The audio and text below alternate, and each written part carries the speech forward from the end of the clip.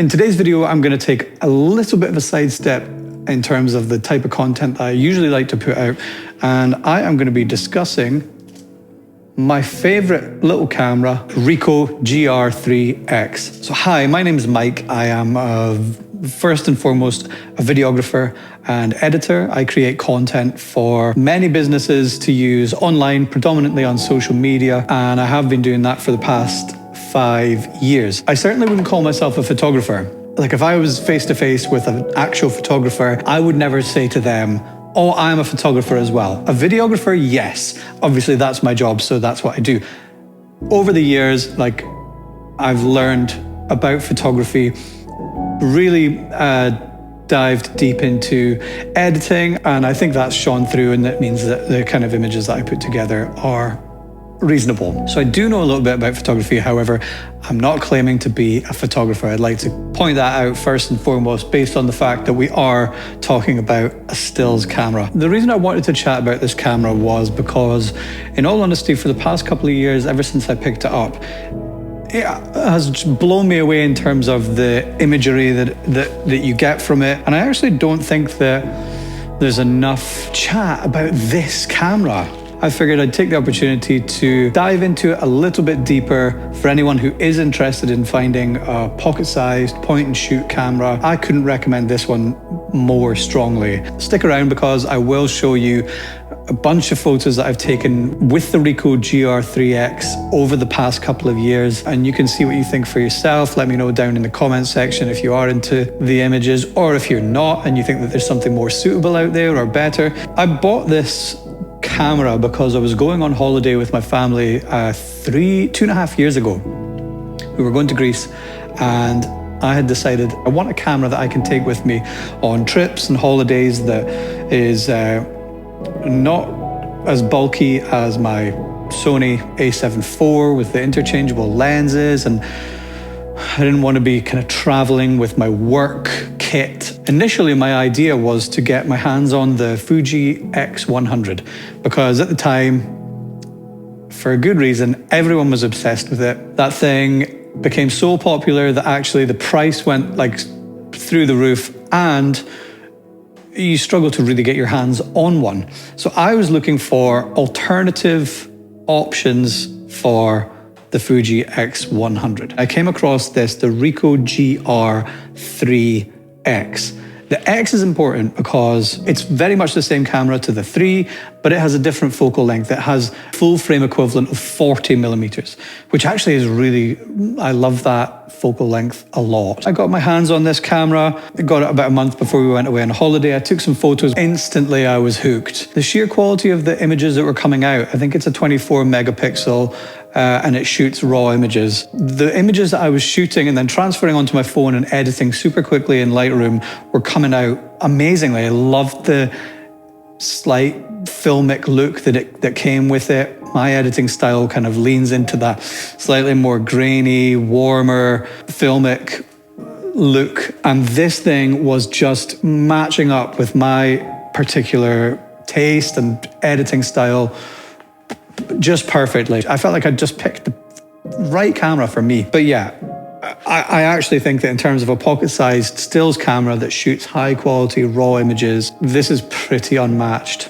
Honestly, I'm not really into talking that much about tech specs and really, like photography jargon and stuff. That's actually just not really me. I know it might sound a little bit naive, but I kind of prefer just to chat about process and actually look at results instead of diving really deep into all the technicalities. I will talk a little bit about the camera itself, but I'm going to keep it pretty simple so that anyone that's considering getting themselves this kind of camera can just understand what they should expect to get from it without kind of being all technical and speaking a load of jargon. So I'm going to start with something that I think is crucial for this camera and didn't come with it. When I bought this camera, it came like this, okay? So it's quite small. In fact, it's very small, very compact. And what I found was that when you're holding the camera, there wasn't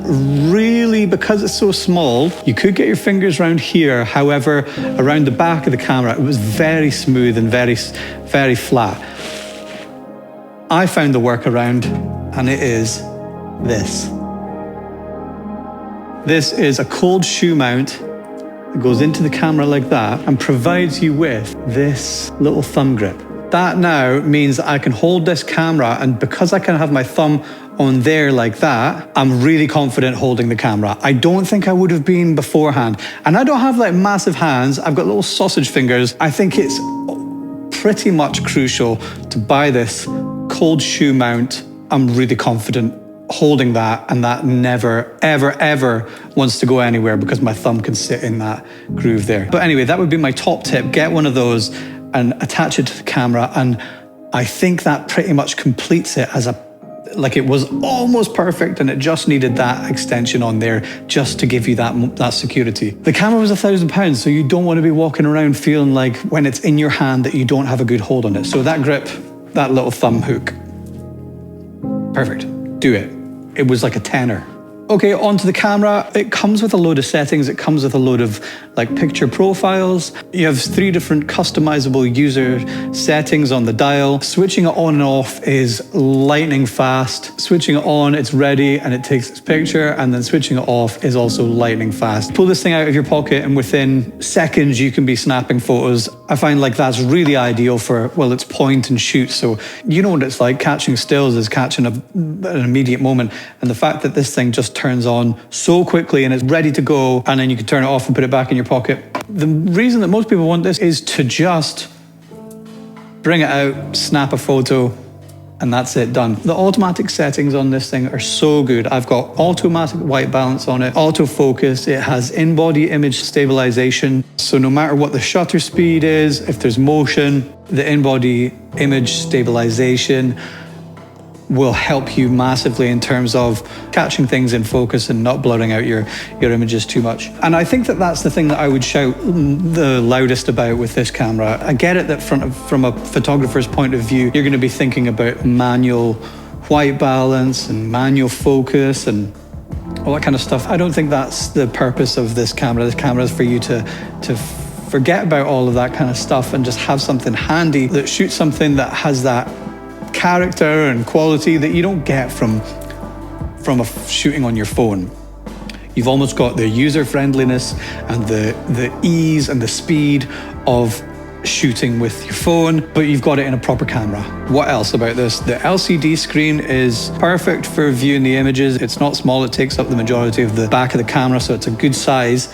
In fact, it's the same size, I'm gonna say it's really, really close to the same size as my Sony a7 IV. For viewing images, I think actually it's pretty good. It's got touch screen on it. Obviously, if you shoot vertical, then you can switch it up like that. Yeah, okay, this thing does say that it shoots movie files. Ignore that. You're getting real old school home movie vibes, which actually maybe that's kind of cool. But really, this is a stills camera. It's got Bluetooth capabilities, obviously, so you can download the app for your phone, send the images to your phone, the raw images to your phone, and edit from there. One thing that I've been experimenting slightly with recently is the crop. So when you have the crop on, so when you have the crop off, you're getting an APS-C 26 mils, which I think comes in as a real world 40 mils. Anyway, you can then crop in, you can also get 50 mils and 71 millimeters. Obviously it's a digital crop. However, it does serve its purpose. If you're further away from a subject and you want to punch in without having to move forward, then you get a bit of a different look. I've enjoyed that feature a little bit recently. Okay, so what's the battery power like and how long do you get out of a charge? When I was considering buying it, I wanted to make sure that I knew everything I could about it. So I jumped online, I watched all the reviews. Yeah, one of the main things that was feeding back about the battery was that it wasn't great. A lot of people were kind of slating it and saying that, oh, the battery dies really fast. I've had one battery for this camera.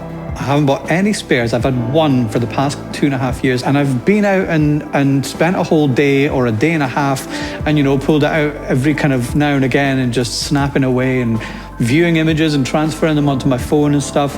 And genuinely, I've never had any issues. I've never felt like, oh, that runs down really fast. Because if I did, I would have bought myself a second battery for any time that I'm heading out, so that I've got that spare that I could switch it out if I feel like it's dying. I never ever experienced that, never worried about it. Charge wise, it comes with a USB-C port, so you can just plug straight into the camera. You don't need a separate charger or anything like that. Plug it into the camera, leave it for an hour, and you're fully charged and you're good to go. And like I say, I've never had any issues with the battery life on this thing. Build quality, I would say, is probably up there in terms of my priorities when I'm looking at a camera like this.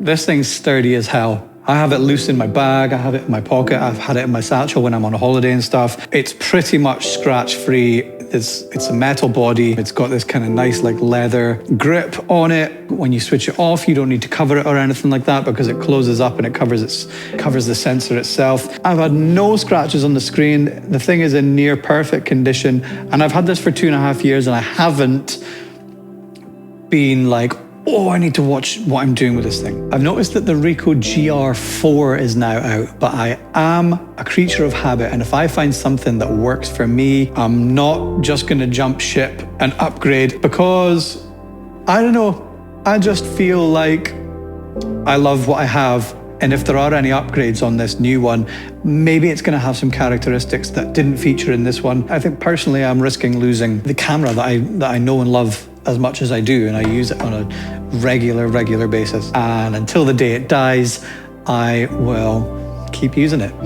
Okay, I think I'm going to kind of leave it there. I think I've kind of waffled on along enough about this camera, but the main points to take home: it's compact, it shoots RAW, it's 24 megapixel, it's the equivalent of a full frame 40mm focal length. It's fast, the automatic settings on it are pretty undeniable, the focus on it is pretty undeniable, the LCD screen's good, the battery life is good, and the images, well, I suppose I better actually share with you some of the stuff that I've shot over the last couple of years. Thanks if you're still here listening to me yapping about this camera. Like I say, it's not the usual kind of thing that I would do, but I figured I would just share my thoughts with anyone who might be interested in getting themselves one of these.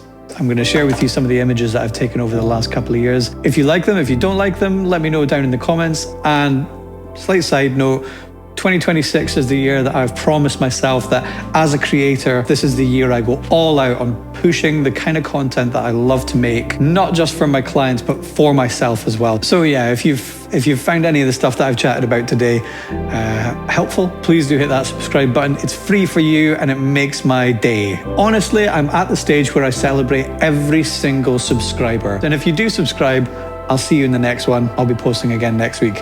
And if you want to leave a comment, positive or negative, I'll take it.